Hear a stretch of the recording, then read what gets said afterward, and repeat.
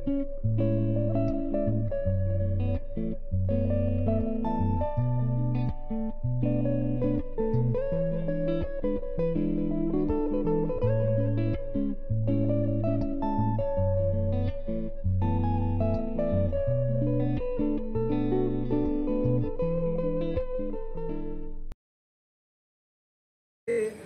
వేమాలమ్మ వేమ చెట్టు గారి బావి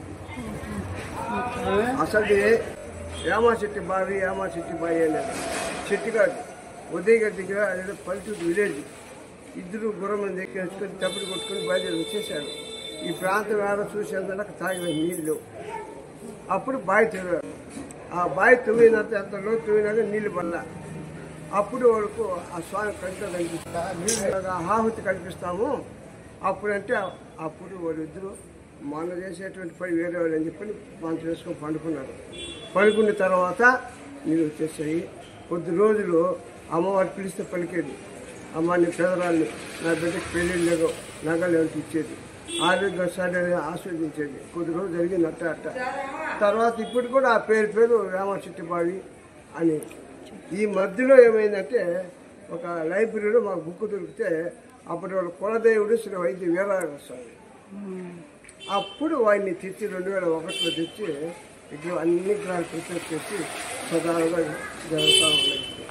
ఇది 2019 నుంచి గాలి గోపురము గర్భగుడి గోపురాలు ఇవన్నీ కట్టించి అన్నదానం కార్యక్రమాలు అన్నీ జరుగుతాయి.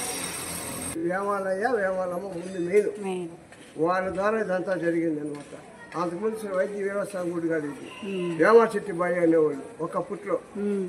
నేను 81, 82 కూడా వాళ్ళ బంధువుల వర్గం గుర్రం మీద కాసే వస్తాడు పసుపు గుడ్డ వేసుకొచ్చి అప్పుడు ఇంత గుడి లేదు, గుడికి వరండాలాగా ఉంది. ఉండి పొండుకొని చూసి కూడా పోయిన రోజులు ఉన్నాయి 83, 84లో.